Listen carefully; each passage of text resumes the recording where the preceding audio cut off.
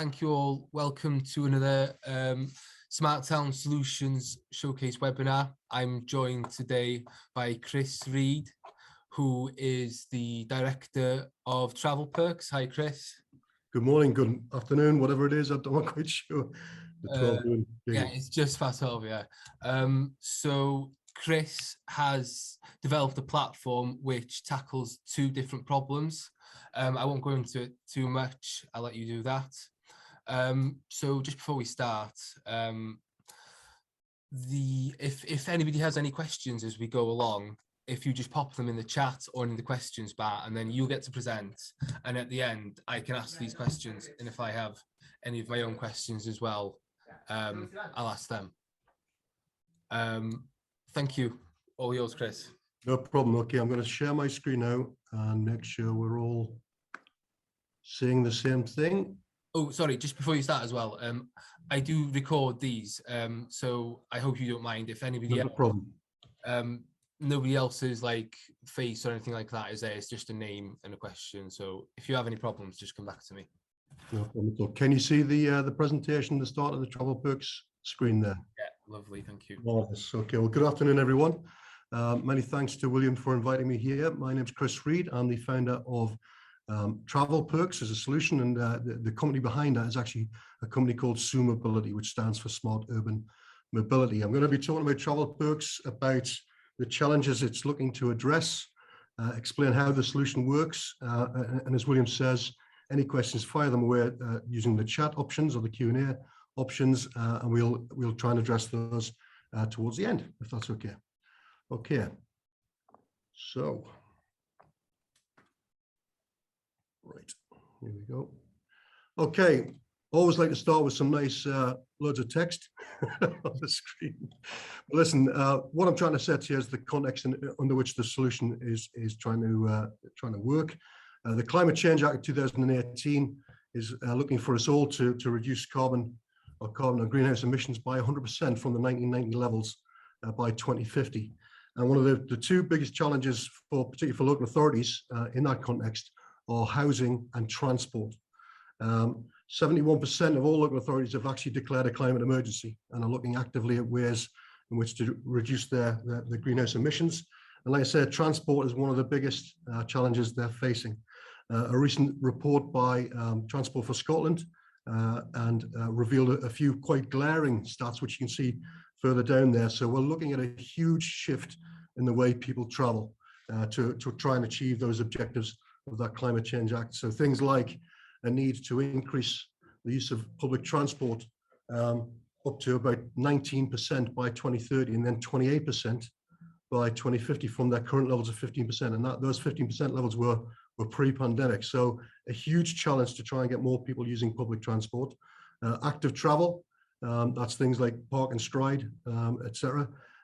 E-bikes, that kind of stuff. Again, they're looking at increasing that to 17% of all travel by 2050. These are stark objective stats and reflect a massive need to change our reliance on private cars and the use of private car journeys. You can also see there some stats around the reduction in that. So we need to get from the 71% current level of private car journeys down to 41% by 2050. We really need to fall out of love with the car. But that raises separate challenges, particularly for the local economies of our town centres. Our town centres have been decimated by the COVID pandemic and continue to see a sharp decline. And that's a massive challenge. If we're trying to drive cars out of town centres, then that's going to have an impact on that local economy. Just a bit more context there, some stats from ONS, which is looking at bus journeys there on the left-hand side.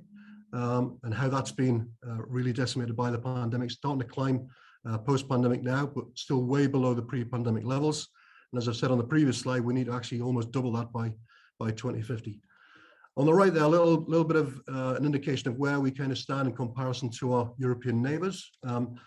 So on an analysis of journeys of less than 5 miles, we, as in England, that is, rather than mentioning any of you, my Welsh patriots here, in terms of England, the analysis is showing that only 2% of those journeys are undertaken by bike. 52% are done by private car. Compare that to 33% in the Netherlands. Now, obviously, the Netherlands has its own much flatter sort of landscape, but nevertheless, that shows quite a stark difference in our attitudes towards sort of active travel versus private car journeys. Now, there's several ways of intervention for particularly place managers and local authorities. Most are taking a stick to the problem, so penalising consumers and people who want to travel by car with congestion charges, with higher parking fees, and reducing the actual capacity in terms of parking in town centres. There's several sort of elements that give additional context to that change of behaviour. Things like the quality and convenience of that door-to-door experience that has to be invested in. There has to be infrastructure to support this kind of shift in terms of modal transport. Our particular strategy is to use the carrot. So we're trying to incentivize that behavioral change. And I'm going to talk about how Travelperx tries to achieve that in a second. Just to give additional context to the local economy point I was making before, so the net closures are significant. The town centres across the UK have seen a sharp reduction in that local economy, and that local economy is a very important part of our GDP. 16% of the UK population lives within 200 metres of a defined high street, and about 13% of all businesses in the UK are classed or represented by high street businesses, whether that's retail, whether that's professional services, hospitality, etc. And 31% of employment at high street is linked to retail itself. That's a specific one, and that's the biggest area of decline within that local economy. So some big challenges, particularly in the context of the COVID pandemic. So there's going to be a stark need for change. That's really the message there. The shift in behaviour is massive. It's significant. Like I said, we need to fall out of love with the car and move towards a much more ergonomic sort of way of traveling around. But how do we do that? How do we deliver on those targets? That's going to be a big challenge for us. So what we've developed is a solution we call Travelperx. Okay, and Travelperx it's basically a loyalty solution, and it rewards high street spending, and it rewards that spend with a credit that can be used to reduce or eliminate the cost of public or active travel, or where you're selecting greener travel options, such as park and ride, etc. Okay, so it's quite a disruptive model. What we're effectively doing is we're taking money from merchants in exchange for an uplift in spend in their stores. We're effectively rewarding that to the consumers, and they can then use those funds to pay for their public transport or their greener parking or their active travel options. So quite a disruptive model, and it means different things to those different stakeholders. And very importantly, it's a win-win for all of them. So for merchants, it's a way of incentivizing an uplift in spend, a measurable uplift in spend in their stores. So that's where we try to address the local economy challenge. Okay, so what we're doing is incentivizing greater footfall, greater location loyalty, and higher levels of spend in those offline businesses. Okay. With consumers, they're being rewarded for supporting the local high street, and their reward is something they have great value for: the ability to reduce the cost of travel or parking, and the ability to reduce and increase the amount of times they go into those town centres, but in a greener way. So that's very much where the angle is coming from. For transport operators, it's a way of increasing ticket sales, basically, with no change to revenues in that sense, other than it's incentivizing greater use of those public transport operators. Okay, so like I say, it means different things to different people. So another big part of the system is the very smart data we collect. I'm going to touch on that a little bit later, but it's very much a tool to help reduce that location-based carbon footprint whilst uplifting the local economy. Okay, so how does it work for the consumer? Well, basically, there's an app, the Travelperx app. They download that and they register their account, and what they do as part of the registration is they will register their personal debit and credit cards. Now the app will show them which merchants are part of the scheme, where they can earn perks, and they can navigate to those merchants, etc. It'll show all those kind of offers, etc. Importantly, when they go shopping and spend for the goods and services that they purchase from those high street merchants, there's no change in their behavior at all. They're simply using their personal debit or credit cards as normal. But because they've registered those with us, what we do in the background is we monitor and track that spending at those participating merchants. And we do this through the MasterCard Visa platform. It's actually technology that was originally developed, would you believe, to track criminals on the run. So tracking their movements and where they've spent money to be able to find out where they are. But we're now using this in tech in other contexts such as this. So basically, we match their spending with a particular merchant, and we look at the offer that that particular merchant has created. So that may be something like spend £30 with me and I'll give you £2 towards your perks. And where a qualifying purchase has occurred, we'll make that match in near real time, and the consumer is notified immediately to say, congratulations, you've just earned £2 worth of perks. And very importantly, it's immediately added to the balance of what we call their perks debit card. So within the app, when they create their account, they're actually creating a virtual debit card. And that virtual debit card is registered with either Apple Pay or Google Wallet. And it's that debit card that they use to buy their public transport tickets or their e-bike hire, or they can pay for parking at approved locations. And it's that debit card that they're using instead of their personal cards or cash. So basically they're earning a credit. It's immediately available to them. And that's very important because, for instance, you could go into a town centre, spend at various merchants and earn enough money that day in perks to be able to pay for your parking if you've got a pay on exit scenario. So that's really rewarding those consumers immediately. And that's a big USP that we have. So you're not waiting 30, 40 days like you do for cashback type systems. You're actually getting that reward straight away and you can use it straight away. Okay. Now, coming very soon, we're also introducing what we call part payments. So you'll be able to, if the cost of the transport ticket or the parking is higher than your perks balance, you'll be able to smoothly transact that particular instance. And what we'll do is we draw the difference down from your personal debit or credit cards. And that allows you to get a reduction as opposed to needing the full perks or the full value of that ticket to be able to proceed. So that will increase certainly the uptake amongst consumers particularly. So that whole model, it's a cycle, okay? So you spend in the high street, in your local town centres, you're earning perks, and then you're using those perks to either reduce the cost of your parking or the cost of your travel to and from that location. So it's encouraging repeat custom, it's encouraging location loyalty, it's encouraging transport and operator sort of loyalty as well as those merchants that are involved. So like I said, it becomes habitual because there's no change of behavior for consumers at the till.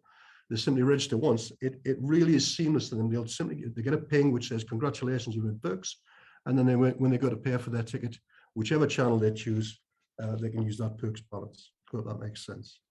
So here's a couple of examples of some of the screenshots from the app, just to give you a flavor of what it kind of looks and feels like. So you get map views of where you can earn your perks, which is the first screen on the left there.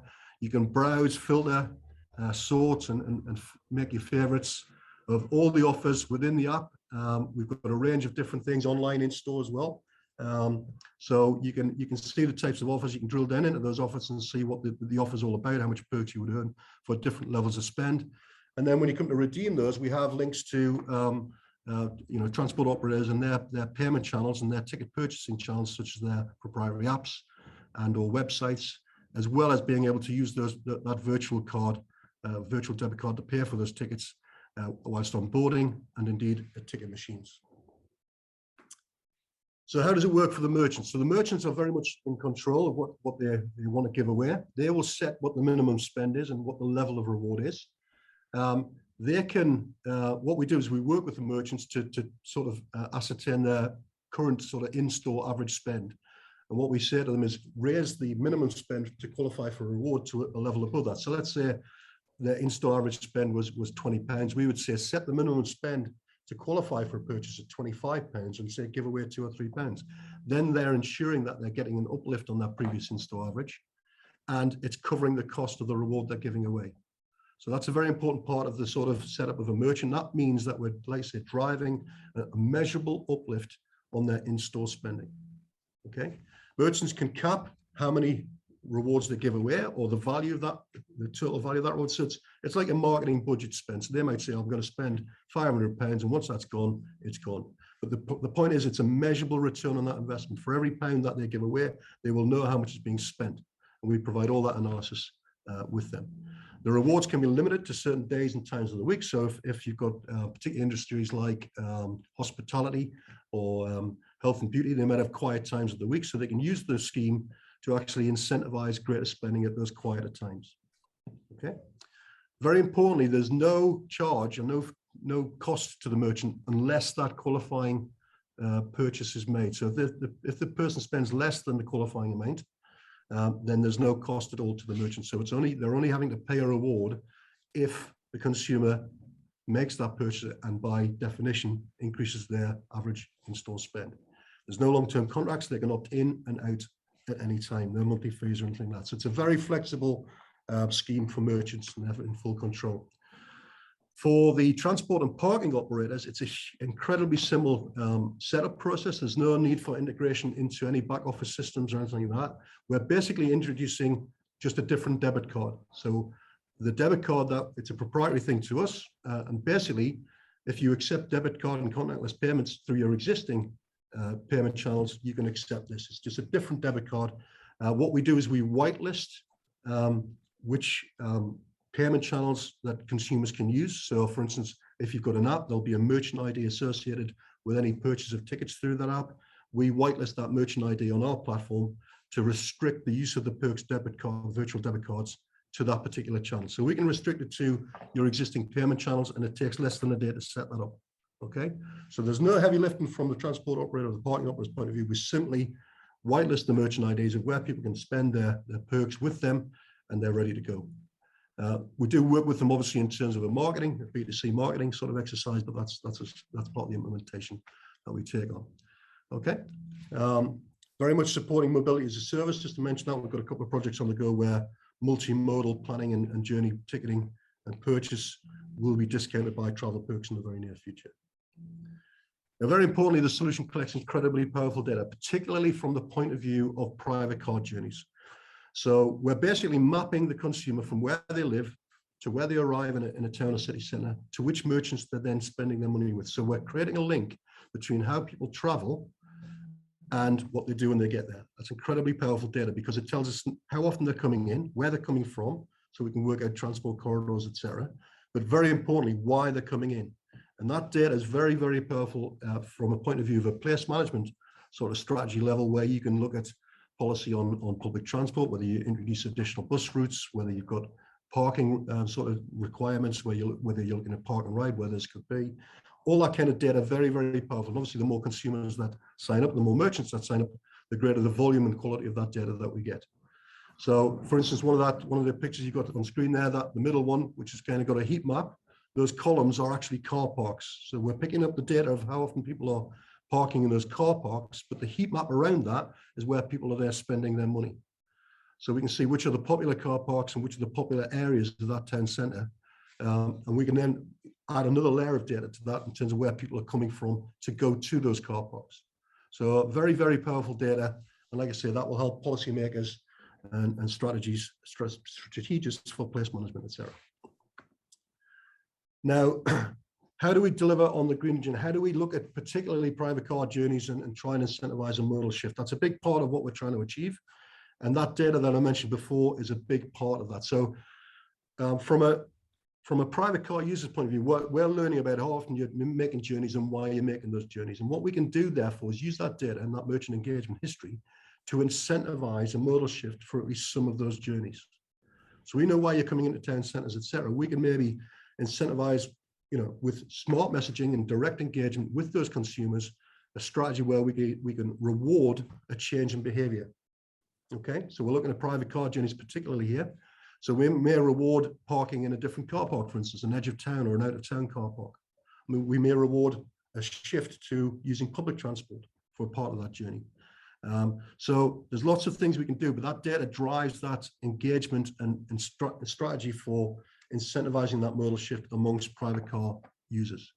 From a general point of view, the fact that we're reducing the cost of public transport and other active transport options is an incentive in itself. So we're increasing ticket sales for those modes of transport because the fact that it costs less to the end consumer. And that's one of the key factors in a lot of research, which will drive greater usage of those modes of transport. We're expanding the scheme to include things like e-bike and e-carriage hire.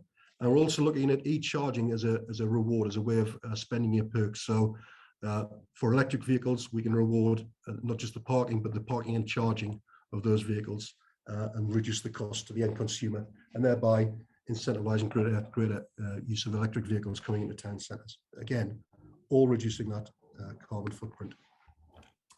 Some key stats from our early deployments. I have to stress this is parking perks. So we've launched initially with just a parking solution, but now we're evolving parking perks into Travelperx to incorporate the public transport. So these are sort of a parking orientated deployment. This is based on 3.5 months worth of data in Sunderland. And so you can see there, we had despite COVID, we had a reasonable amount of sort of active users. The key stat there is we, on average, the average uplift in spend in store was 19% for a parking perks or a perks user over the previous in-store average, where we had that information available to us. In terms of the launch, you can see the kind of advertising and marketing engagement that we used. On the right hand side, there was physical advertising as well as digital stuff, and we had a range of national brands where perks can be used, which gives us a sort of anchor point in any kind of key high street. We are expanding our sort of partner network, so we're now engaging with lots and lots more, particularly transport operators. We're involved in a big Scottish project, part of Transport Scotland's Mobility as a Service projects up in the Highlands and Islands. So we're working with ScotRail and Stagecoach up there. So places like Inverness and Elgin, you'll be able to earn your perks and then use that to reduce or eliminate the cost of your travel around the Highlands and Islands region. So it's quite an exciting project up there, because it will hopefully lead to a further rollout across the rest of Scotland, particularly with the involvement of Stagecoach and ScotRail, which are obviously national operators. We are going into other areas. The big next one is Reading. You can see there Reading buses are involved. The Oracle Shopping Centre in Reading is a car park location that will be part of the scheme. They have 16 million footfall. Reading buses have 21.5 million journeys a year. So we're looking to get some scale with that particular project. And you can see at the bottom, we're also adding merchants all the time. So we've added another 250 or so regional and national merchants where you can earn your perks. But we obviously work with towns and bids and town centre teams to try and engage and upload as many independent merchants in a particular location as we can. And we're backed by a dragon. I do like to mention this, probably the sweatiest man that's ever been on Dragon's Den.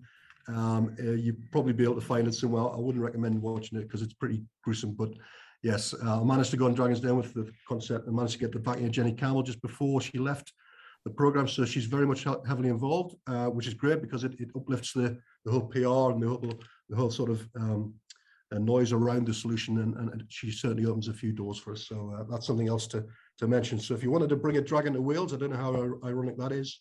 That's very much an option for us.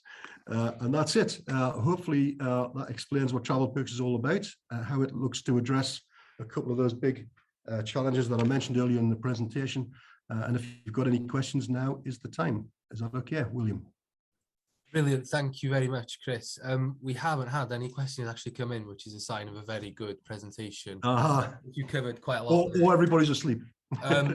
I've got a couple of questions, so I think I'll start, and then usually a few do come in.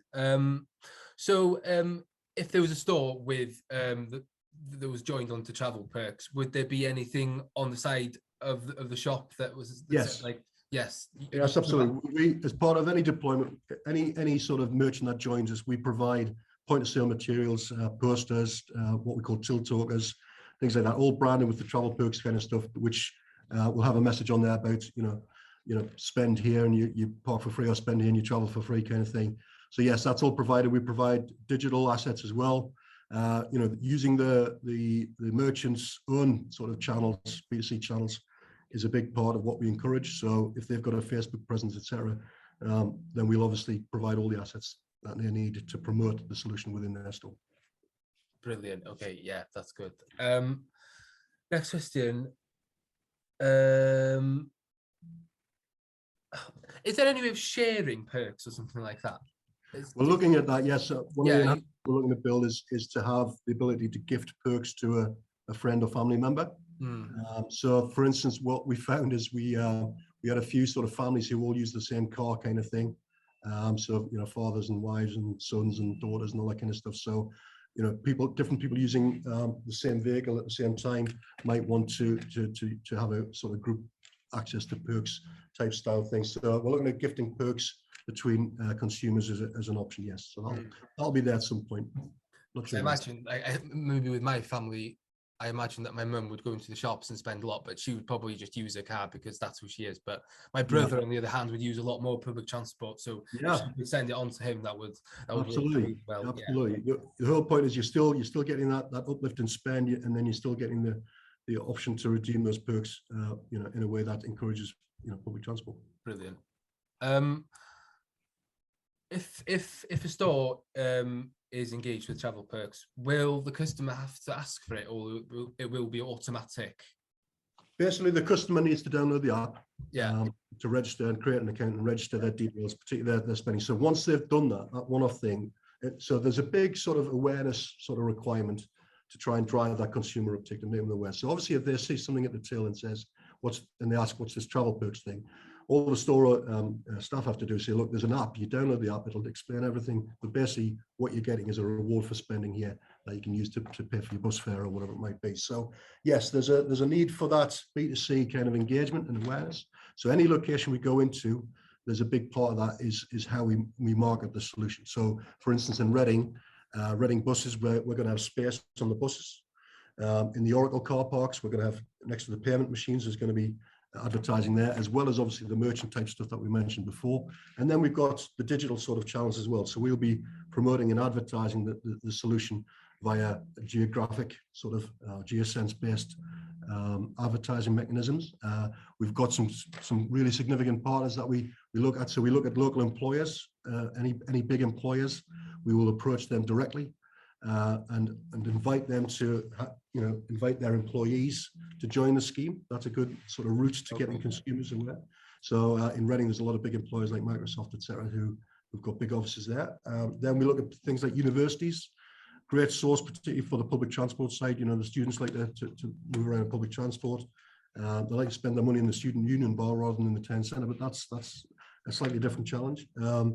But yes, so things like that, we look at specific things in any given area to try and add to what we do in a general sense. But it's a collaborative approach to sort of location loyalty. So that's very much for all the stakeholders involved. Got one question here from Andrew Jacobs. How many people have downloaded the app so far? Well, like I say, we ran a trial for 3.5 months. We had about 5,000 downloads and about 3,200 active users. What we class as an active user is somebody who's actually earned perks or redeemed perks in any way, shape, or form. So that gives a decent sample. And like I say, it was a trial period. COVID was significantly impactful on that trial, I have to stress. But now that we're coming out of that, we're kind of evolving the solution to include public transport options as well. We see that as a way of expanding those numbers. Brilliant. I have written down a question here on EV charging, and it's not really that much to do with Travelperx, but how much does it cost to charge an EV card? Electric vehicle, sorry. That's a very good question, because I was just thinking to myself then, I haven't got a clue. Is it like £5, £20? I don't know, to be honest. No. I don't have an electric vehicle, but the policy for charging, a lot of areas were free for the first sort of, to try and get the infrastructure going. But now we're starting to see parking and charging being rolled into one. So you park your car and you're plugging it in. You've got two separate charges, but a lot of the car park operators are now putting in systems which allow you to pay for them both under the one transaction. But I really don't know what the rates are. They may vary across the country. I don't know. The last question I've got is, so you mentioned that you interact with bids and local councils. Yeah. How exactly do you do that? Do you kind of provide material, as you said, and then, because the platform's really easy to download and stuff like that, I imagine you don't need too much interaction with businesses and stuff like that, or I don't know. Well, actually, you'd be surprised that businesses, particularly the smaller independents, do take a number of touch points to get them involved. So that's where we use the bids primarily. The bids obviously have a direct relationship with those businesses, and that's really it's a fulcrum for us. It's a point where we can go in, get an introduction from that bid or the town team to promote the scheme to those businesses. But after that, it's still very much a a sales process where we have to engage and re-engage. And like I say, having the council or the town team or the bid on our side as a stakeholder in that just accelerates that process. It's it's instead of us going knocking on doors to individual businesses based. But the council as a stakeholder have a variety of interests in this. One of the key ones is the data we collect. So that smart cities kind of insight and analysis that I mentioned in the presentation, that would be available to the council or the bid, whoever commissions the deployment of the system in a particular location. So that's part of what you get. So there is an implementation process to go through. There's almost 3 legs to what we require. The 3 legs are the consumers, the merchants, and the operators.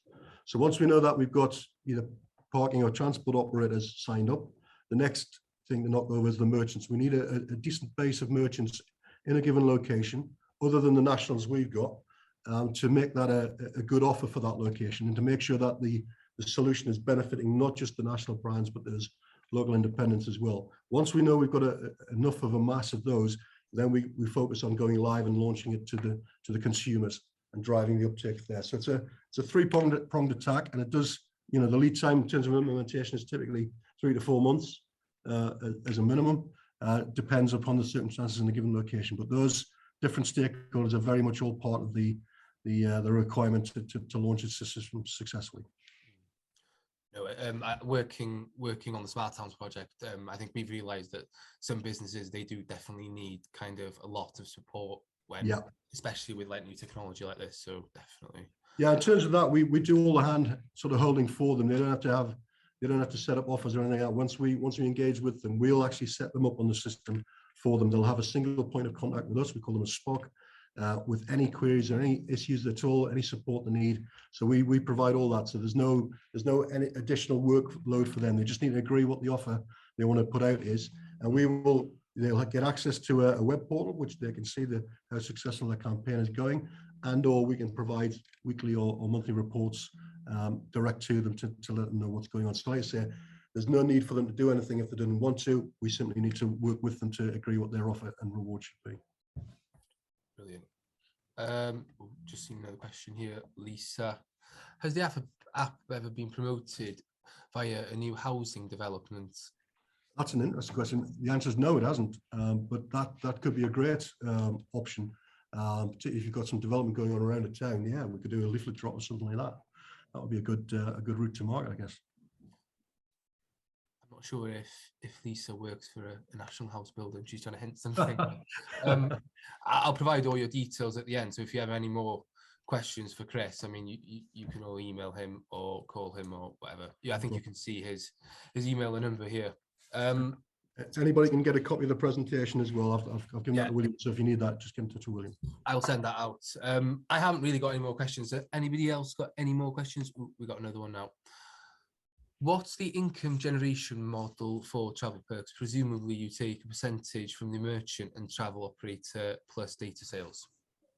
Yes, basically. I mean, we typically charge an implementation fee, but we reinvest that back into the marketing of the solution in a particular location.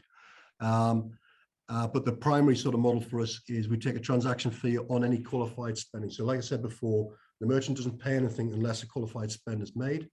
And then out of the uplift in the spend on their previous install average, that covers the reward and a small transaction fee that we charge. So that's where we make our transactional revenues. We also charge a transaction fee on the redemption side, but we take that out of the perks balance.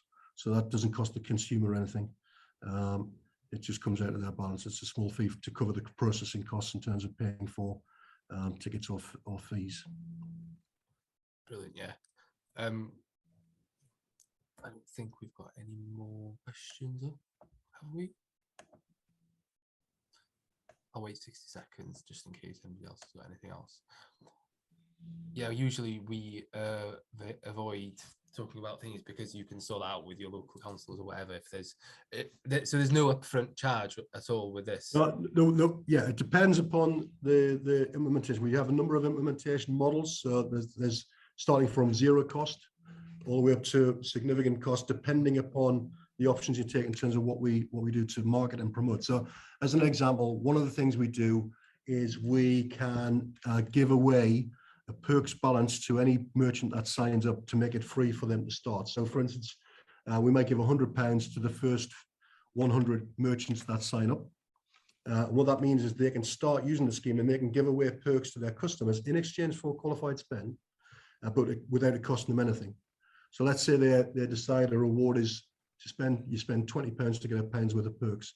So that £100 will generate a minimum of £2,000 worth of sales in their business without it costing them a penny. Once that £100 runs out, they then have the option to walk away, or they can top that up, and that's from that point it starts to cost them to generate that. So that's where they get their return on their investment. So like I say, things like that, if we opt to do that, that's typically in agreement with, like I say, the local authority or the bid, because that we would put that as part of the implementation fee, and then promote that as part of the way we sort of get into the merchant uptake side of things.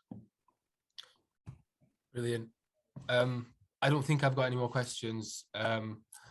Thank you so much for joining us, Chris. I've learned a lot. Absolute pleasure, and really appreciate the opportunity to speak. Thank you. Brilliant. If anybody does, I'll send out the PowerPoint so everybody has your email address and phone number and everything like that. So if you want to make any more inquiries with Chris, you can do so like that. Yeah, brilliant. Thank you for joining us.